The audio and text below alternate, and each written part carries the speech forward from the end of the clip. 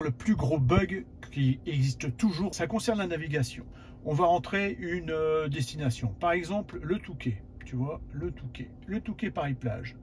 Donc on y va, 107 km. Tu vois, il fait le calcul, il y a 3 itinéraires. Alors, 1, 2, 3, tu vois. Le premier itinéraire, c'est toujours l'itinéraire le plus rapide, 1h59. Le deuxième itinéraire, l'itinéraire intermédiaire. Ici, le deuxième. Tournez à gauche sur parc de l'aérodrome. Il refait le calcul, 59%. Après, on va prendre le troisième. Encore une fois, hein, s'il te propose ces 3 itinéraires, c'est que tu n'as pas besoin d'aller dans un superchargeur, sinon il te proposerait qu'un seul itinéraire. Et là, pour celui-là, on va faire le détail. Tu vois, 2h07 63%. Donc, on ne consomme que 37%. Alors jusque-là, moi, tout allait bien. Mais je ne sais pas si tu t'es rendu compte, mais moi, je m'en suis rendu compte. Bon, il a fallu du temps, hein. Oui, il a fallu du temps parce que j'ai jamais fait attention, quoi. Ce sont des trajets que je fais tout le temps. Je suis jamais rentré dans le détail. Alors, certainement que toi, tu l'as peut-être vu. Tiens, dis-moi en commentaire si tu t'en es rendu compte de ce bug, qui n'est peut-être pas un bug. Mais moi, je le découvre. Donc, je souhaitais le faire partager, ce bug. Et puis, dis-moi ce que tu en penses, quoi. Oui, rapidement, dans cette vidéo, tu vas voir, il y a 3 parties dans cette vidéo. La première partie, c'est ce que tu viens de commencer à voir. C'est le trajet le plus rapide, mais le plus long en distance. Deuxième partie de vidéo, un petit tableau récapitulatif et explicatif de tout ça. Et la troisième partie, une autre vidéo sur le trajet, cette fois-ci, le plus rapide, encore une fois, mais le plus court en distance, pour bien comparer les choses. Mais en fait, il calcule toujours l'itinéraire du retour par rapport au premier itinéraire qu'il a donné. Là, on va bien voir le détail. Le premier itinéraire, 1h59, le plus rapide, comme il indique. Il reste 47%, donc on a consommé 53%, puisqu'on était à 100%. Maintenant, tournez là, à gauche. Il nous reste 59%, donc on a consommé 41%. 41% et 41%, ça fait 82, et on est à plus que 5%. Le troisième itinéraire, il nous reste 63%, ça veut dire qu'on a consommé que 37%. 37 et 37, 74.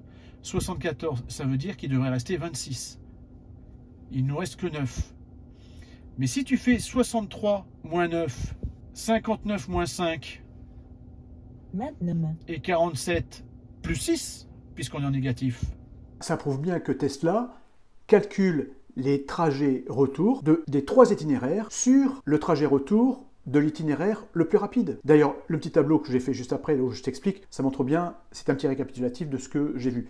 Je te fais un petit récapitulatif, mais rapide, hein, pour pas te prendre la tête. Mais c'est important parce que si tu fais des estimations sur des trajets qui ne correspondent pas avec l'aller-retour, ben, ça peut peut-être avoir des conséquences. Donc, le trajet A, qui est le trajet à chaque fois proposé en premier par Tesla, c'est le trajet donc le plus rapide. Tu vois, 1h59, 179 km. À l'aller, il propose donc 53% de consommation. Ce qui reste, ce sera donc 47%. On peut s'attendre à ce qu'il y ait un retour de 53% de consommation. Et oui, effectivement, le retour est de 53%. Donc le reste, moins 6.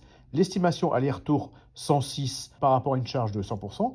Ce qui veut dire que l'estimation réelle, elle est de 106%. Donc on ne peut pas y arriver. Le trajet B qui est intermédiaire, l'aller, consommation donc 41%. Donc, le reste, 59%. On peut imaginer qu'il y a 41% de retour, puisque à l'aller, il y a eu 41%, comme le premier, 53-53. Eh bien non, il estime 54%, donc 95% d'estimation aller-retour. Et pour le trajet C, pour une consommation de 37%, d'accord, un reste de 63%, on peut s'imaginer qu'il y aura 37% également, mais non, encore une fois, 54%. Alors, ce n'est pas une bourde, peut-être pas. Dis-moi un petit peu ce que tu en penses. Est-ce que tu as vu cette anomalie ou cette bizarreté de Tesla? N'hésite pas en commentaire à le dire, hein. Merci. Voyons le deuxième exemple. Je te présente maintenant un deuxième exemple. Oui, parce que le premier exemple que je t'ai montré, c'était un trajet long, donc le plus long en distance, mais toujours bien sûr le plus rapide.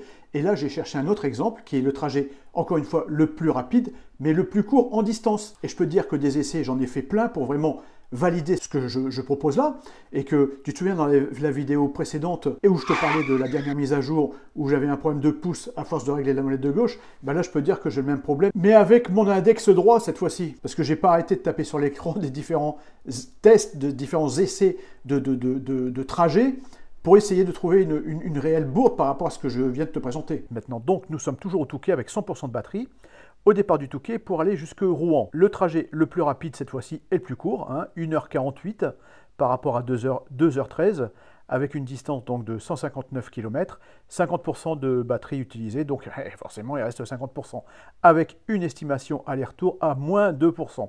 Donc ça c'est une question d'arrondi, ou peut-être une question de vent, une question de dénivelé, etc. Mais en général, bon, ça peut être aussi une question d'arrondi. Donc Tesla, pour ce trajet qui est le plus rapide et le plus court, prévoit donc une consommation de 52% au retour. Pour le second trajet de 2h13 minutes avec 213 km, on part toujours à 100%.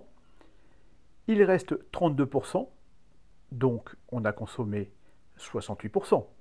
68% pour l'aller et admettons 68% pour le retour, ce qui fait 136%. Donc, moins 136, on devrait avoir moins 36%. Et on a moins 20%, ce qui correspond exactement aux 52% du retour du trajet le plus rapide. Alors, est-ce que c'est réellement un bug?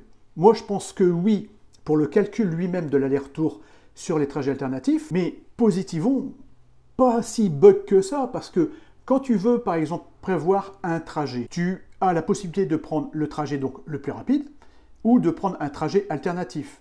Et à chaque fois, ça te permettra de voir si tu peux rentrer par le trajet le plus rapide sans pour autant avoir besoin de recharger ta batterie. Donc ça peut être très très intéressant. Maintenant, il ne faut pas se tromper, il faut bien vérifier à chaque fois. C'est vrai que là, je fais des charges à 100%, donc c'est plus facile à calculer, etc.